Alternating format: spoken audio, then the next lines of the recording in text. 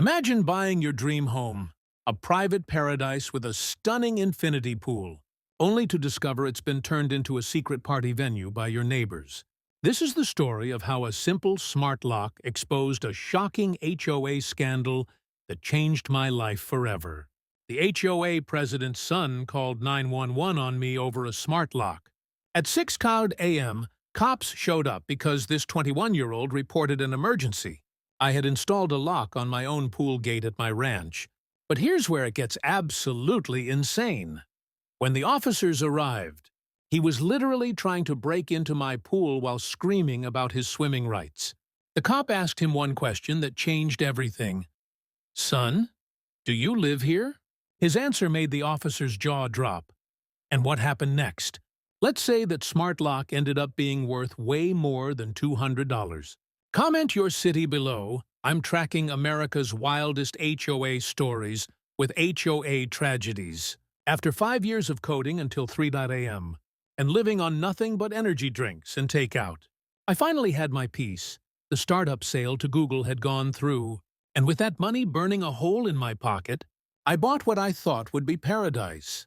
A 2-acre property in Oak Creek Estates with a 40-foot infinity pool overlooking the Pine Hills. The first 2 weeks were everything I dreamed of. Birds chirping instead of Slack notifications, actual sleep instead of debugging sessions, and most importantly, absolute silence. I'd swim my laps at sunrise, work on my new projects without interruption, and fall asleep to the sound of wind through the trees. It was perfect. Too perfect, as it turned out. The first sign something was wrong came on a Monday morning. I walked out to the pool area with my coffee and immediately noticed the lounge chairs had been moved. Not drastically, but enough that my Type A personality picked up on it. There were wet spots around the pool deck that hadn't been there the night before, which was odd since it hadn't rained. I told myself I was being paranoid. Maybe the wind had shifted the chairs. Maybe morning dew explained the moisture. But then I walked over to empty the skimmer basket, and my stomach turned. Floating there among the leaves was a used condom. My hands actually shook as I fished it out with the net. Someone had been in my pool. Someone had been doing activities in my pool. I spent the rest of that morning searching the property for more evidence. The trash can by the pool house revealed 6 empty White Claw cans, which was particularly disturbing since I don't drink alcohol.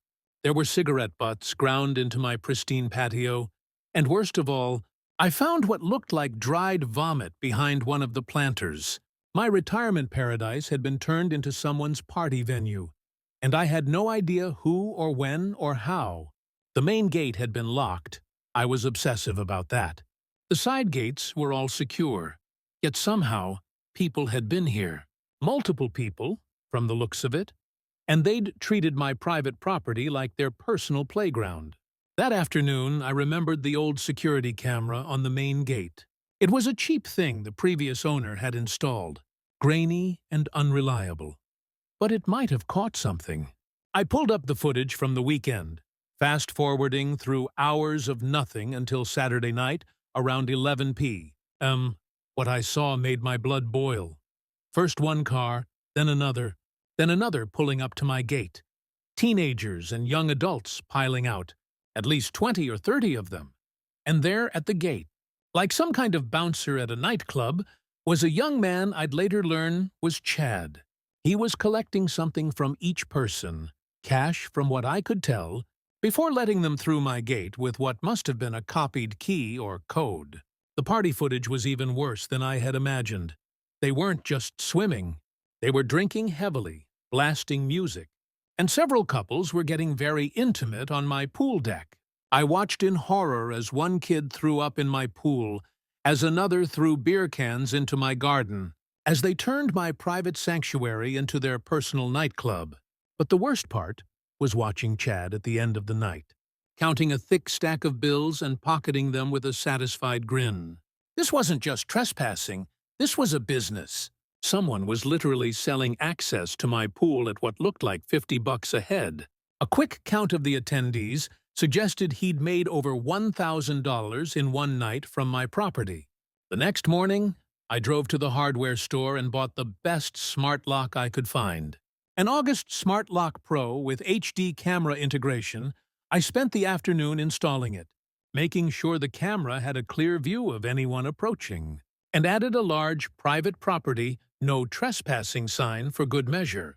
The lock could only be opened with my phone, and it would send me instant alerts if anyone tried to tamper with it. I thought that would be the end of it. I thought wrong. Exactly 2 hours after I finished the installation, there was a pounding on my front door that sounded like someone trying to knock it down. I opened the door to find a woman in her mid-50s, wearing what I can only describe as the official Karen uniform.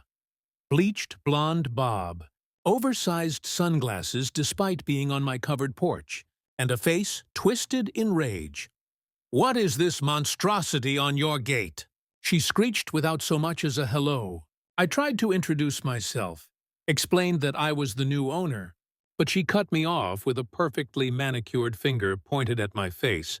"I am Barbara Whitman, president of the Oak Creek Estates Homeowners Association, and that electronic eyesore violates Section 7.3.2 of our community standards regarding aesthetic uniformity." She thrust a paper at me that was apparently an official HOA violation notice. "You have 48 hours to remove that lock or face $500 daily fines. This neighborhood has standards. We're not some tech wasteland where people can just install whatever gadgets they please." Her voice had reached a pitch that I'm pretty sure only dogs should be able to hear. I tried to explain about the trespassing, about finding evidence of parties on my property, but she wasn't interested.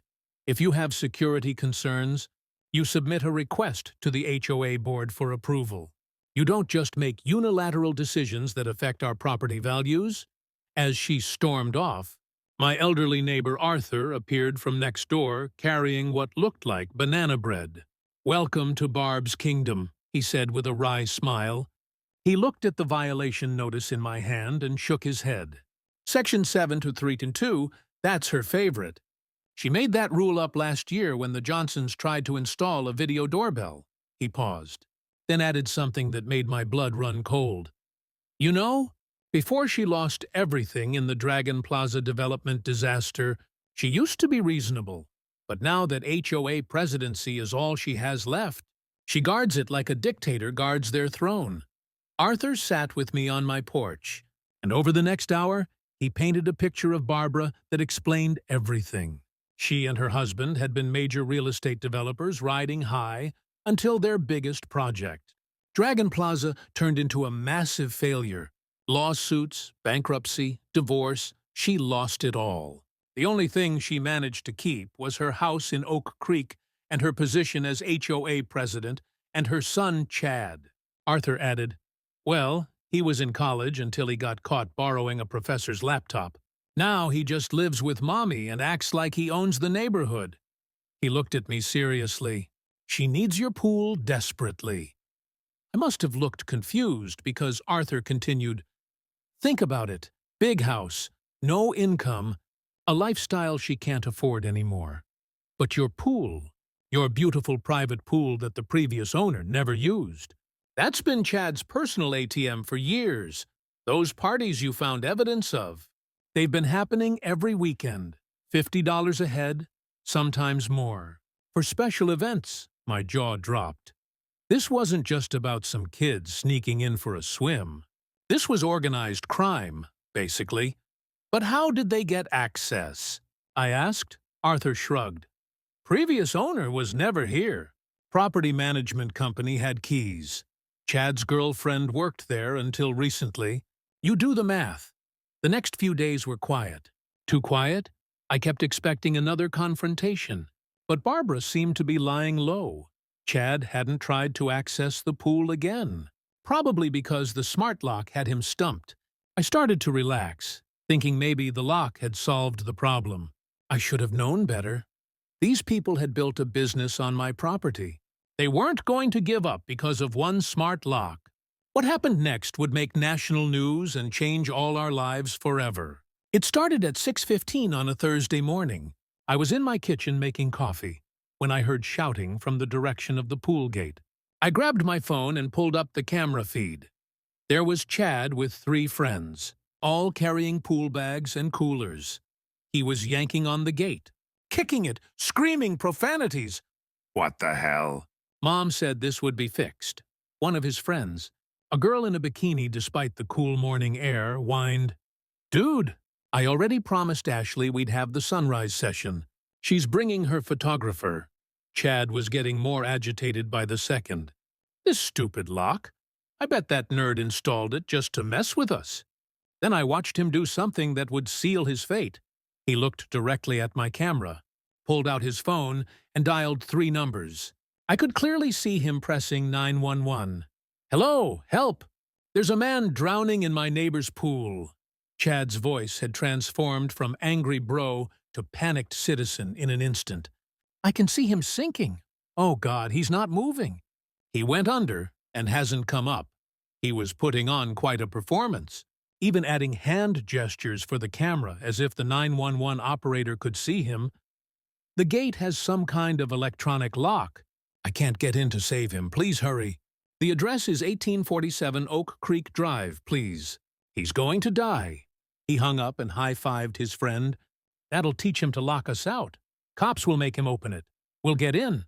And Mom will handle the rest." 40 minutes later, 2 police cars screamed into my driveway. I met them at the front door, still in my pajamas and holding my coffee.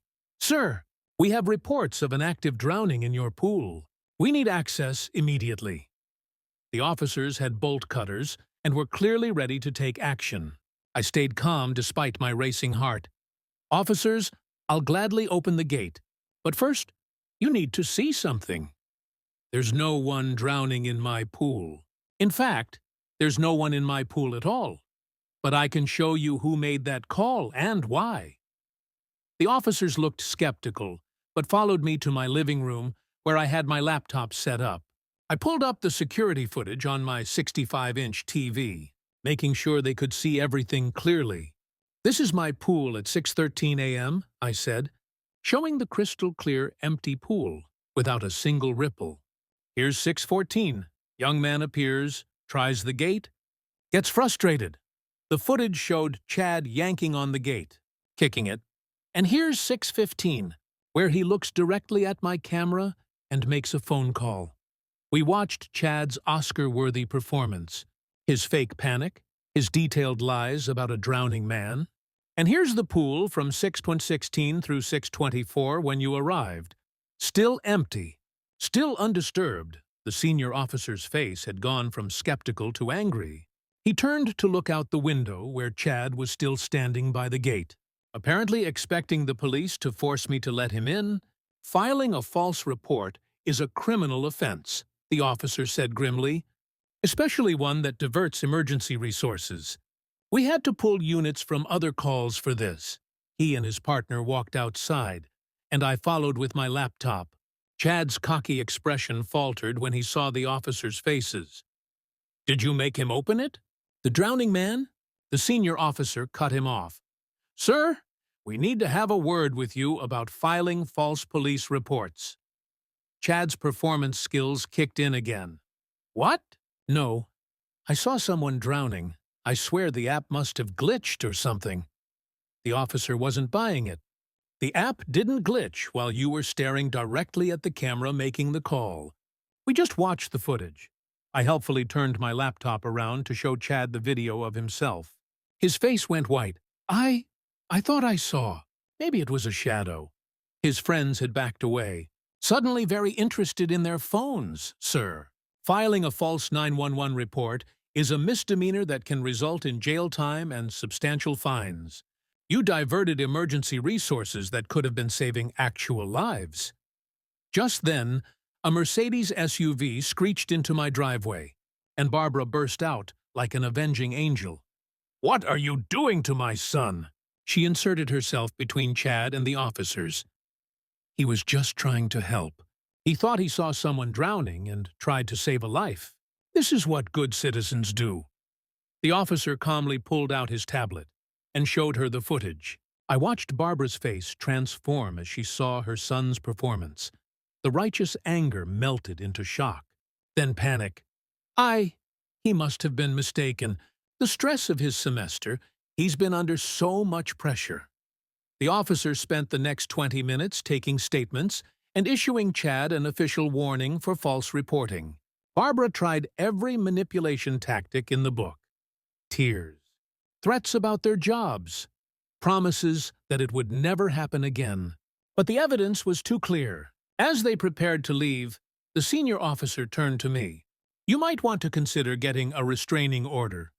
This seems like an ongoing situation." Barbara heard that, and her mask completely dropped. She grabbed Chad's arm and turned to me with pure venom in her eyes. "You'll regret this. I know how to make people like you leave. This neighborhood was perfect before you came. Enjoy your pool while you can. But why would a millionaire HOA president need to steal money from my pool? If you've ever dealt with a crazy HOA, drop your city in the comments. I'm mapping out where the worst Karens live with HOA tragedies." The war began at 7 a.m. The very next morning, I was doing my regular laps, enjoying the peace of my pool now that I knew it was secure, when I heard sirens, not distant sirens. Sirens pulling into my driveway. I climbed out of the pool to find two officers approaching, looking embarrassed. "Sir, we have a noise complaint." It came out as a question because even they seemed to realize how ridiculous it was. About swimming, I stood there, dripping in my swimsuit. As they explained that a neighbor had called in a noise disturbance at 7 in the morning about swimming laps in my own pool, the officers were clearly uncomfortable. "Look, we have to respond to all calls. Just maybe swim quieter." We all turned to see Barbara watching from her window with a satisfied smirk. Day 2 of Barbara's revenge campaign took a more official turn. I woke up to find her literally on her hands and knees in my front yard with a ruler. Measuring my grass, she was taking photos from multiple angles, documenting that my grass was 3.5 inches tall when the HOA limit was apparently 3 inches. By noon, the Oak Creek Estates community social media page was flooded with her posts. Some people think rules don't apply to them, accompanied by close-up photos of my slightly overgrown grass. "We have standards in this neighborhood that everyone must follow." The post got 47 likes and 23 angry reactions within an hour, mostly from Barbara's flying monkeys, who seemed to automatically support anything she said. Day 3 escalated to character assassination. Barbara had apparently spent hours photographing my house from every angle, highlighting my security cameras. Her posts painted me as some kind of paranoid tech bro surveillance state enthusiast. "Our children are being watched by his cameras," she wrote, conveniently ignoring that the cameras only covered my own property. "He refuses to share neighborhood amenities while spying on our families." The comments started piling up. "Creepy? Why does he need so many cameras? My kids don't feel safe anymore." Each comment was like a small dagger, turning neighbors I'd never even met against me. By day 4, the legal threats arrived. A thick envelope from the law firm of Brewster Coleman and Associates contained a demand for $50,000 in damages. The letter claimed I had caused severe emotional distress to Chad, defamed his character by implying criminal behavior, and created a hostile living environment for the Whitman family. My hands shook as I read through the legal jargon. $50,000 for stopping someone from criminally trespassing on my property. The letter went on to threaten further action if I didn't remove the smart lock and issue a public apology for harassing a young man who was only trying to help. That evening, I sat by my pool in the gathering darkness, wondering if I'd made a terrible mistake. The paradise I'd bought was turning into a nightmare. Neighbors crossed the street to avoid me. Parents pulled their children closer when I walked by. The peace I'd sought was replaced by a suffocating tension. Maybe I should just remove the lock, I thought. Maybe accessing a pool wasn't worth becoming the neighborhood pariah. But then I thought about the principle of it all. This was my property. I'd worked 60-hour weeks for 5 years to afford this. Why should I let some entitled brat and his Karen mother bully me into submission? I was pulled from my brooding by footsteps on my driveway. Arthur appeared, carrying 2 cups of coffee, looking grim. "Figured you could use this," he said, handing me a mug. We sat in silence for a moment before he spoke again. "You know why I'm helping you, right? Why I'm willing to go against Barbara when everyone else is too scared." He pulled out his phone and showed me a photo of a pretty teenage girl.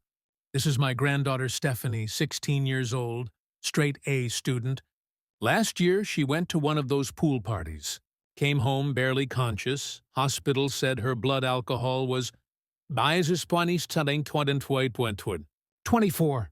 My stomach dropped as Arthur continued. Chad sold her vodka, $60 for a bottle worth 20. When she could barely stand, his friends thought it was funny to push her in the pool. She nearly drowned. Actually drowned. Not the fake kind Chad claimed yesterday." His voice was steady, but I could see his hands trembling. I complained to Barbara. "You know what she said? Kids will be kids. Maybe you should teach your granddaughter to handle her liquor better." That's when I knew she was not just enabling this. She was profiting from it. Arthur sat down his coffee and pulled up something on his phone. "But here's what you don't know yet. Here's why Barbara needs your pool so desperately." He showed me a social media profile called Paradise Pool Exclusive. My jaw dropped. It had over 5,000 followers. The bio read, "Oak Creek's most exclusive pool experience with a water emoji and DM for bookings." And every single photo, every single one, was taken at my pool. My infinity edge with sunset lighting. My pool house decorated for parties. My diving board with teenagers doing flips. There were hundreds of posts going back 3 years. "Check the tagged location on those photos," Arthur said quietly. I did. Every single photo was tagged with my address. My address. These people had been running a commercial enterprise out of my backyard for 3 years. I scrolled through in growing horror. There were themed parties, midnight splash Fridays, sunset vibe Saturdays, Sunday fun day photo shoots, and the comments were full of people raving about the sick venue and asking about booking their own events. One comment stood out, "Best $50 I ever spent. Way better than the public pool." That's when I noticed something odd about the Paradise Pool social media photos. They were all tagged at my exact address. If you've ever dealt with a crazy HOA, drop your city in the comments. I'm mapping out where the worst Karens live with HOA Tragedies, but I wasn't done discovering the depth of this operation. Not by a long shot. Over the next 72 hours, I went into full investigation mode. I downloaded every single post from the Paradise Pool account. All 847 of them. I cross-referenced them with my security footage, creating a comprehensive timeline. This wasn't just kids sneaking into a pool. This was a fully organized business with regular hours, premium pricing, and special events. The pattern that emerged was staggering. Friday nights were midnight splash parties running from 11 p.m. to 3 a.m., $50 per person, with 30 to 40 attendees each time. Saturdays featured sunset vibes from 6 p.m. to midnight at $75 for VIP access, which apparently meant they got to use my pool house and outdoor kitchen. Sundays were influencer hours, where aspiring social media models paid $200 for 2-hour photo shoot slots. And Wednesdays were Barbara's private swimming lessons at $100 per hour. Though, from the footage, I saw very little actual swimming instruction happening. I pulled out my calculator and did the math. Conservative estimates put the weekly revenue at $3,500 to $4,000 over 3 years. That was between $546,000 and $624,000. Let's be conservative and call it $200,000 per year. $200,000 of revenue, generated from my property without my knowledge or consent. And I was willing to bet not a single cent of it had been reported to the IRS. The more I dug, the more evidence I found. Video showed Barbara personally counting cash At the end of each night, Chad maintained what looked like inventory lists for alcohol sales marked up 300% from retail. The number on the screen made me dizzy. Barbara wasn't just stealing, she was building an empire using my property. Premium pricing for holidays showed $100 entry fees for 4th of July parties. New Year's Eve commanded $150 per person. They even charged an extra $50 for access to my gazebo, which they marketed as a VIP cabana. One video from last month showed a particularly damning conversation. Barbara was lecturing Chad about profit margins. "This month, I'm taking 80%, she said clearly. "You need to learn better management skills." Chad protested that he did all the work, but Barbara shut him down. "I handle the cops, the neighbors, the HOA. That's worth 80%. The mention of handling cops sent chills down my spine. This wasn't their first rodeo. They had systems in place, procedures for dealing with complaints. How many other neighbors had tried to speak up, only to be silenced by Barbara's HOA powers? I found my answer in the community social media archives 3 years ago. The previous owner of my house had posted about noise issues and unauthorized use of his property. The comments were brutal, led by Barbara claiming he was a bitter recluse who hated children having innocent fun. He deleted the posts and, according to property records, listed the house for sale 2 months later. But the smoking gun came from a video dated just 1 week ago, days after I'd moved in. But before I'd installed the lock, Barbara and Chad were having what appeared to be a strategy meeting by the pool. "The new owner seems like a tech nerd," Chad said. "Think he'll be a problem?" Barbara's response was chilling. "They all fold eventually. A few HOA violations, some social pressure, maybe a legal threat or two. He'll either fall in line or move out like the others." She then looked directly at the camera Chad was using to record and added, "And if he doesn't, well, we have ways of making life very uncomfortable for uncooperative neighbors. I saved every piece of evidence onto multiple drives. Screenshots, videos, financial estimates, all organized chronologically in folders. But I wasn't done. I needed to understand the full scope of this operation."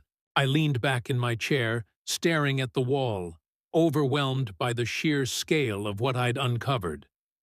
For hours, I had moved like a machine, clicking, downloading, labeling. But now, with hundreds of files in neat little folders, the reality was setting in. This wasn't just a bunch of kids being reckless.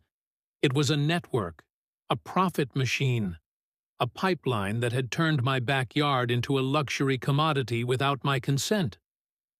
My hands hovered over the keyboard. The air felt heavier now. I thought about the girl Arthur had mentioned, Stephanie, about the parents who might have no idea their kids were being lured into drunken chaos under the guise of private events. I thought about how Barbara smiled in every HOA meeting video I could find online, like she was the benevolent queen of the cul-de-sac. No one suspected a thing. But if she was this confident, this organized, then she wouldn't have left the money trail entirely invisible. There had to be a paper front, a shell, something she used to keep this looking legit. And I was going to find it. A search of the state business database revealed BNC Entertainment LLC, B for Barbara, C for Chad, registered to Barbara's home address. The business claimed to be event planning, but had never filed a tax return. No business license, no insurance, no permits, just pure profit funneled through a shell company that existed only on paper. The real shock came when I cross-referenced the Paradise Pool follower list with missing person reports and hospital records that had made the news. At least 3 teenagers who had attended these parties had ended up in the emergency room with alcohol poisoning. One girl had gone missing for 12 hours after a party, found passed out in the nearby woods. Another had crashed his car driving home drunk, thankfully only damaging property. These weren't just parties. They were dangerous, unregulated events that put kids at risk. And Barbara and Chad were profiting from every single one. I thought I had enough evidence. Then I found the video that would destroy them both. And it was recorded just last week. My hands trembled as I watched Barbara and Chad discussing their expansion plans. They weren't content with just my pool. They were eyeing the Johnsons' tennis court for exclusive court time and the Millers' boat dock for premium water experiences. Barbara laid out her vision. Once I get re-elected as HOA president next month, I can change the rules about property access, emergency community use provisions, then we can legally access any amenity we want. Chad grinned and asked about splitting profits. 70-30, Barbara said. And that's generous. I sat back in my chair, overwhelmed by what I discovered. This wasn't just about my pool. This was about a woman who'd turned the entire neighborhood into her personal business empire, using HOA rules as weapons and neighbors' properties as assets. The question now wasn't whether to fight back, it was how to expose this in a way that would stick. Barbara had been doing this for years. She had systems, connections, probably dirt on half the neighborhood. But I had something she didn't expect. Video evidence of everything, technical skills to present it clearly, and most importantly, nothing left to lose. The neighborhood already hated me. What did I care if they hated me more? That night, I made my decision. I would take this to the monthly HOA meeting, public forum, all residents present. No way for Barbara to spin or control the narrative. I spent hours crafting a presentation that would be impossible to ignore or dismiss.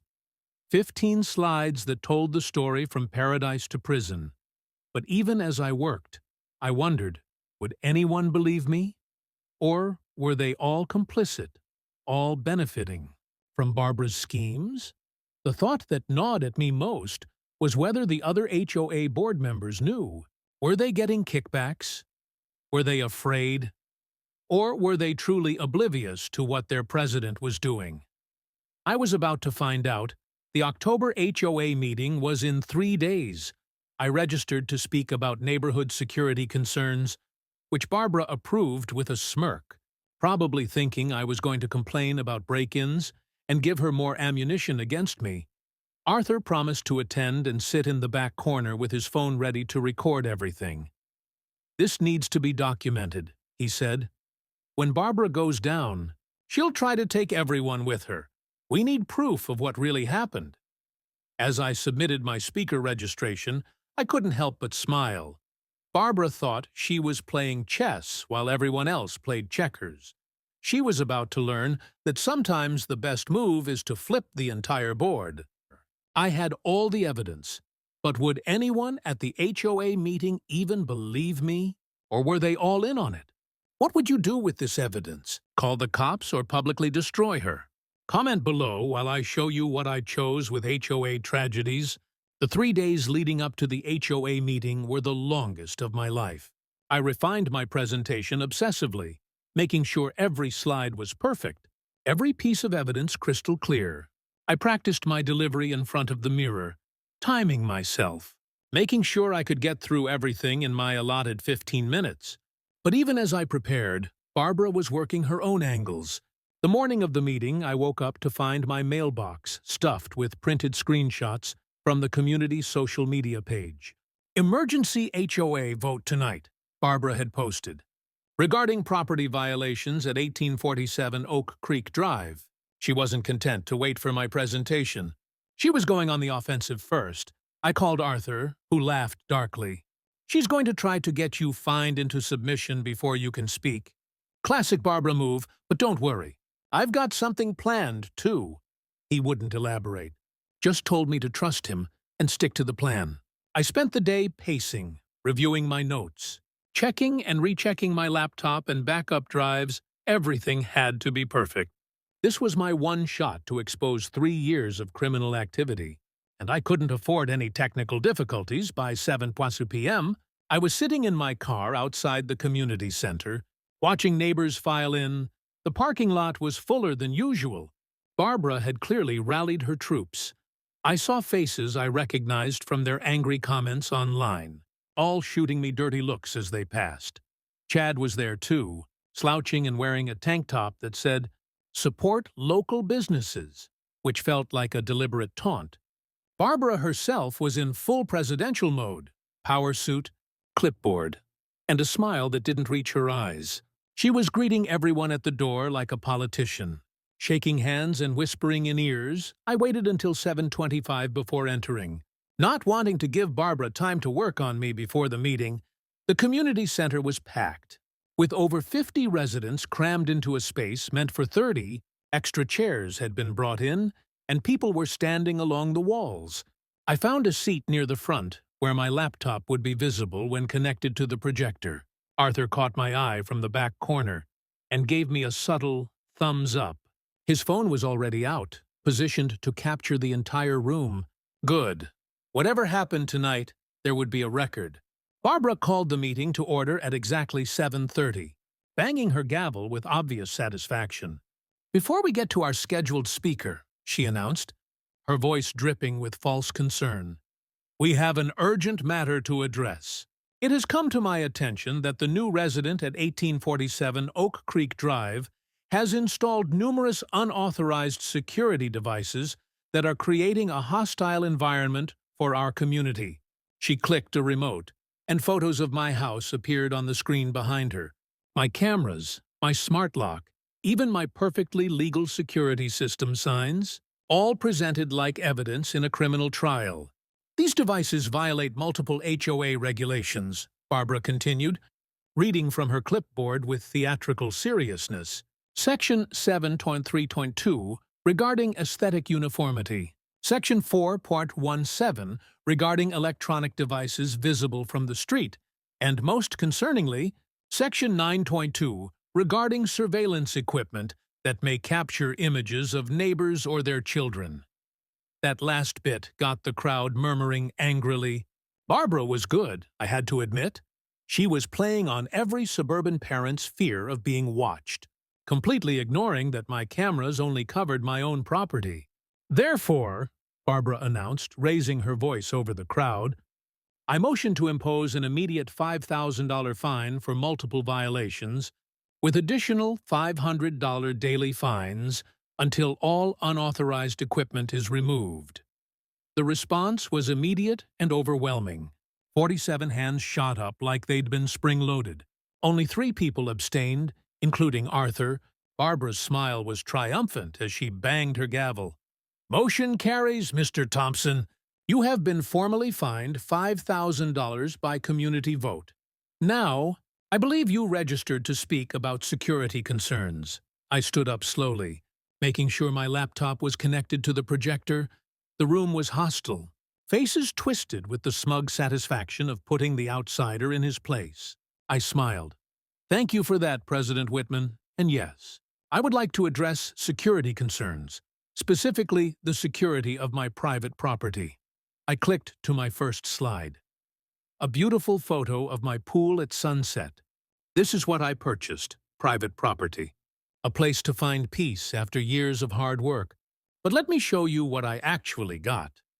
The crowd shifted restlessly as I clicked to the next slide. It showed the detritus I'd found that first morning. Beer cans, cigarette butts, and worse, someone has been using my pool without permission. But that's not the worst part. Click. The next slide showed footage from my security cameras. Teenagers drinking, couples in compromising positions, someone vomiting in my pool. The room erupted. "Oh my God, that's Jessica!" screamed a woman in the 3rd row. Another parent stood up, face purple with rage. "That's my son, he's only 16. Chad's head snapped up from his phone, his cocky expression melting into panic. But I was just getting started. The next slide showed Chad at the gate, collecting cash from each arriving teenager, the counting of money at the end of the night. Barbara receiving her envelope. The room had gone from hostile to shocked, voices rising in confusion and anger. "What the hell is this?" Someone shouted. "Is that our HOA president?"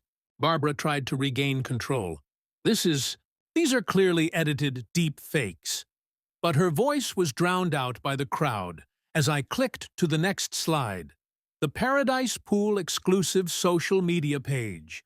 5247 followers, I said calmly. 847 posts over 3 years, every single one taken at my pool. Every single one tagged with my address. The room exploded. Parents were pulling out their phones, finding the page, recognizing their children in photos. "They've been selling access to his pool," someone yelled. "For how long?" I clicked again. The Excel spreadsheet appeared, showing my conservative calculations. Based on documented prices and attendance, I estimate $200,000 in annual revenue, $600,000 over 3 years, all unreported, all untaxed. The crowd was in full uproar now, but Barbara was still trying to maintain control. "These are baseless accusations.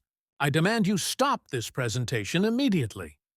But I wasn't done, not even close. "Let me show you something from last week," I said. Clicking to the video, Barbara's voice filled the room from the speakers. "This month, I'm taking 80%. You need to learn better management skills." The room went dead silent except for Barbara's recorded voice. "I handle the cops, the neighbors, the HOA. That's worth 80%. You could have heard a pin drop." "Where's our HOA money, Barbara?" someone shouted from the back. It was like a dam breaking. Suddenly, everyone was yelling at once. "You've been lying to us." My daughter could have died at one of those parties. "This is fraud." Barbara was banging her gavel frantically, screaming for order, but no one was listening. Chad had stood up and was edging toward the door, but angry parents blocked his path. "You sold my kid alcohol?" One father snarled, "$60 for a $20 bottle?" I raised my voice over the chaos. "But wait, there's more." The room quieted just enough for me to continue.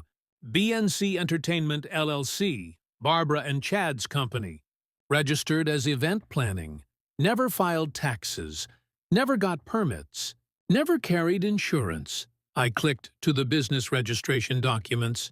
$600,000 in revenue. $0 reported to the IRS. The implications hit the room like a sledgehammer. Tax evasion, fraud, serving alcohol to minors, child endangerment. This wasn't just HOA drama anymore. This was criminal. That's when parent number 5 stood up, shaking. What she said next made Barbara's face turn white. "My daughter is in the ICU from your party. 3 weeks ago, my daughter Emma went to a pool party. She came home unconscious. Blood alcohol poisoning. The hospital said she nearly died. She's still in intensive care. The friend who brought her home said she paid someone named Chad for vodka." The woman was crying now, holding up a hospital bill. $47,000 in medical bills because of your illegal parties. The room erupted into complete chaos. More parents stood up with their own stories. "My son is in rehab." "You told us Caleb was the problem." "You've been using us to protect your crime ring." Barbara's carefully constructed world was crumbling in real time.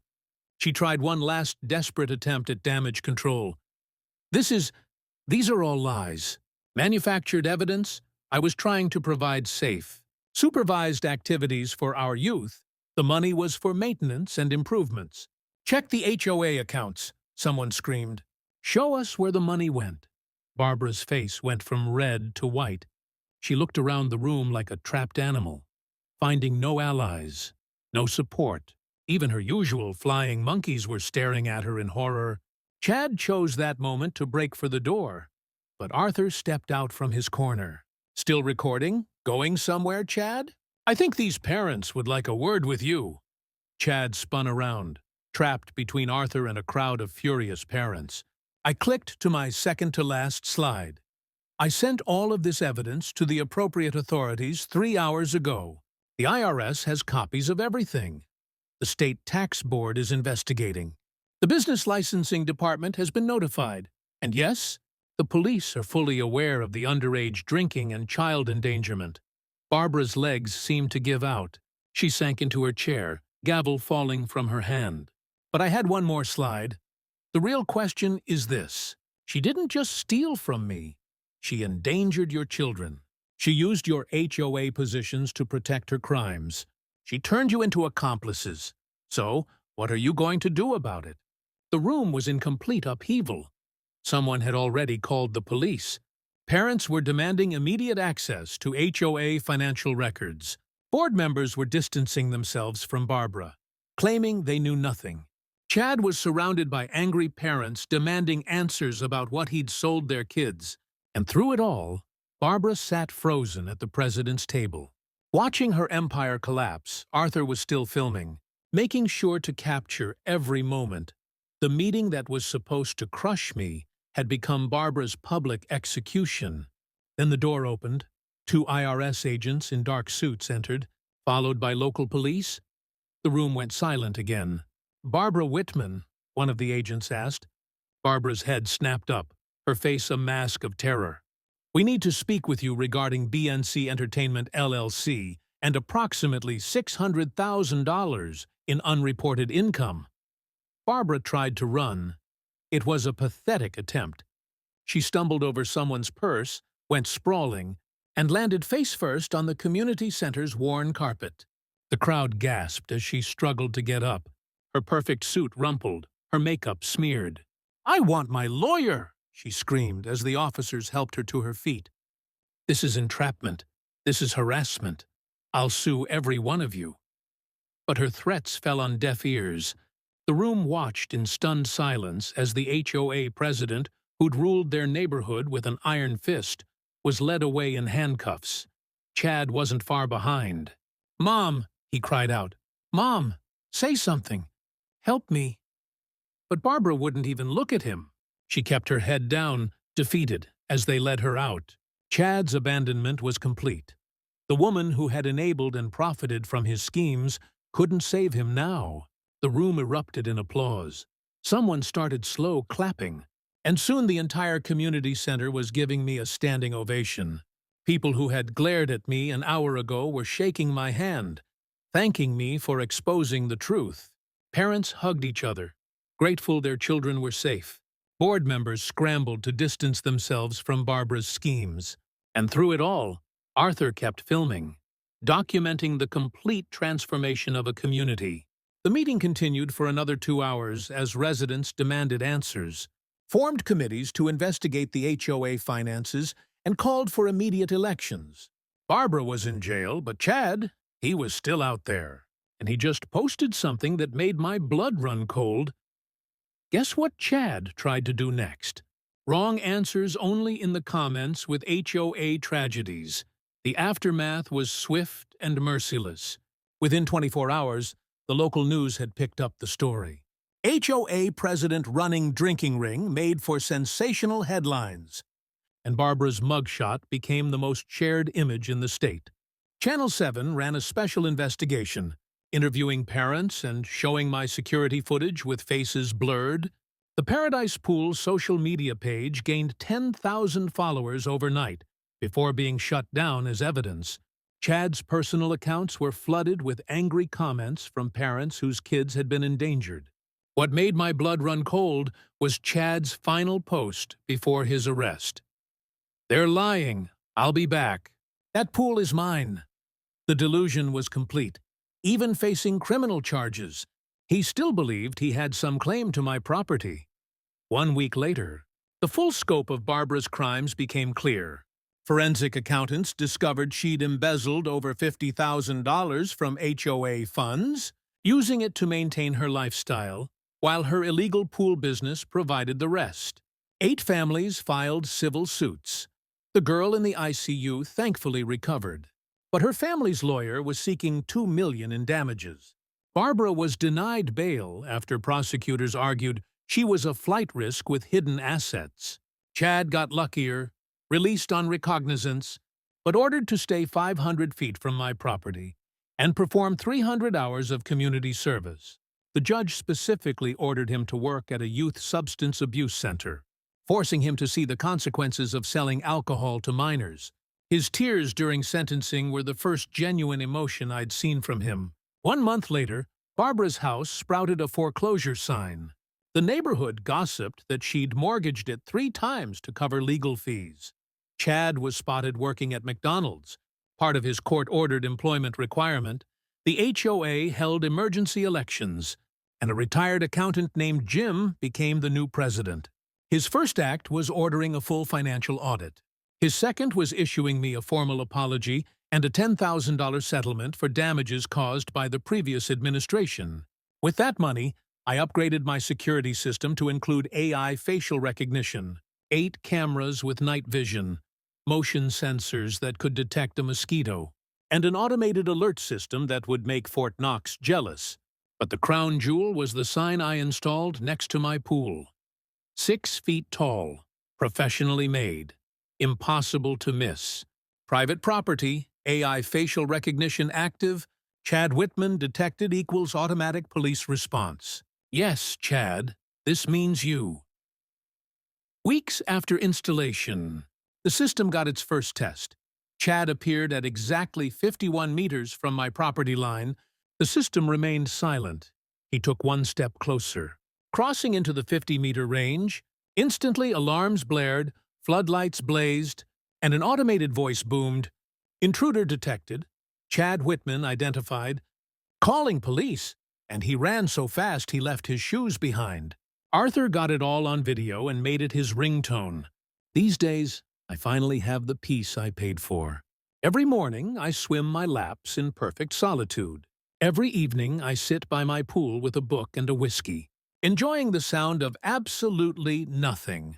Barbara is serving 5 to 7 years for tax evasion, fraud, and child endangerment.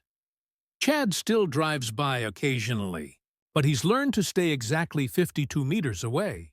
The alarm works perfectly every single time. Last week, I got an email that made me laugh out loud. Congratulations, you've been elected HOA president with 98% of the vote. I stared at it in disbelief. After everything I'd been through to escape HOA drama, they wanted me to run the show. Arthur's text arrived moments later. With your security system, we'll have the safest neighborhood in America. Congratulations, Mr. President. You know what? Maybe being HOA president wouldn't be so bad. At least I knew I'd never abuse the position. So that's how a $200 smart lock exposed a $600,000 crime ring, sent an HOA president to prison, and accidentally made me the most reluctant HOA president in history. The lock that Barbara called an eyesore ended up being the key to justice. She wanted it gone within 48 hours, instead. She's behind much uglier locks for the next 5 to 7 years. As for Chad, he actually tried to break in again last week. The footage is absolutely insane. Should I make a part 2? Let me know in the comments with HOA Tragedies. And remember, if your HOA president seems weirdly interested in your pool, maybe install a smart lock. You never know what secrets might surface. What did we learn today? Probably nothing, but it was fun, wasn't it? Show some love with a like, and don't forget to subscribe to HOA Tragedies.